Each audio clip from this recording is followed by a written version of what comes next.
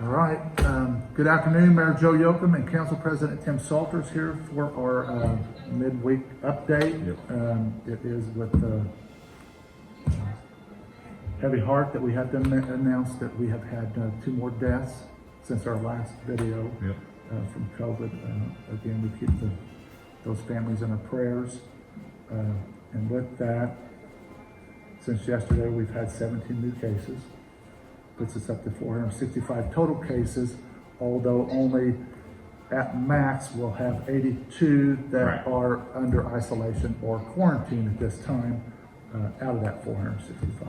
Yeah, because remember, we get those active numbers a little bit later, depending on if anybody's released throughout the day or have a checkup where it goes with their doctor or discussions with the health department. So that number comes later and we do update when that comes along. But like we said, obviously, anytime we have deaths, it's not something that we want to see, and then the jump in cases, obviously not numbers that we want to deal with. We go through these, and I know we've said this numerous times, that these aren't just numbers that we're going over, these are members of our community. Right. So just take a time and just some prayers for the families of lost ones would be greatly appreciated. As we get into it, our county metric was also released this week. We are still in the yellow at the 1.5 range, which most of Southern Indiana is as well. I think at this point there was only 2 counties that were in the orange, and those were because of college outbreaks. So the state of Indiana as a whole seems to be following this metric pretty well. When we look at our positivity rate, our all test rate is at 7.9%. It was at the low 9s, so there's a drop of almost 2. And then our unique test is at a 19%. While this is high, it has dropped a couple percentage points down. It slowed down and then it has dropped a point. The county metric has us in a downward trajectory. So that's news that we want to see continue. That's a trend that we want to see continue, because as we move forward, to be able to continue to be able to have businesses open, to have schools open, we need to move in that general direction. So there's where we're at with the numbers, and as with anything, we will keep you updated if we see any big changes throughout the weekend. Right. And as Tim said, these are lives, these are Yeah. people that live in our community that's been affected by this. And with that, we've got to go back to the basics of washing your hands, but more importantly, wear a mask.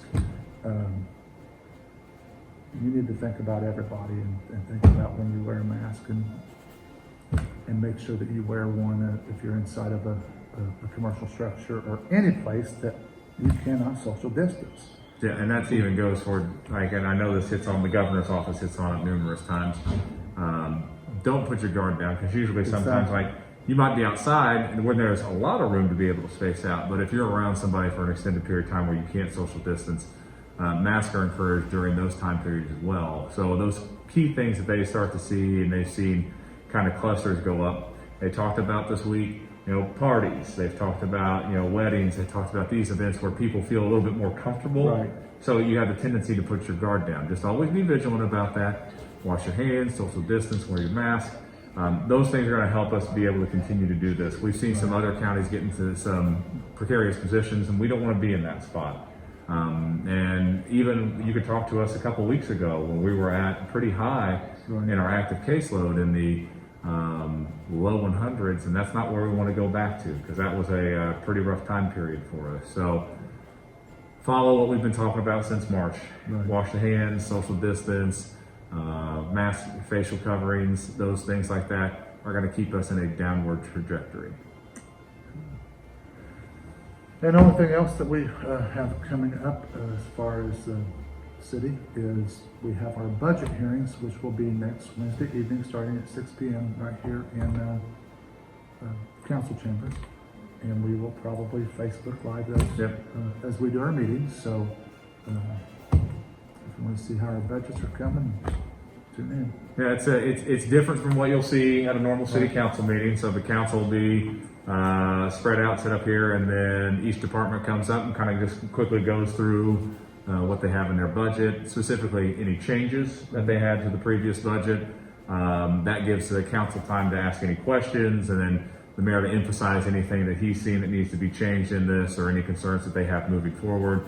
And then we go from one department to the next as we move forward. So we'll have that information for you, and that'll go out, and that's one night of budget hearings. And I know people are probably like, don't you usually do this in August? And we typically do, but with all the craziness of COVID, we wanted to make sure that all our ducks were in a row. Our financial group that works with us had everything ready for us to go. So we're good to go now. We'll get that taken care of Wednesday. And while we did have some worry, there was some gloom and doom in March. Right. We were kind of worried about things.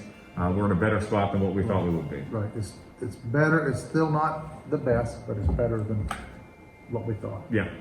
So that's where we're at there. That hits us with the numbers. Mayor, it's time for all those lines. Wash your hands, keep your distance, and more importantly, wear a mask. Have a good one.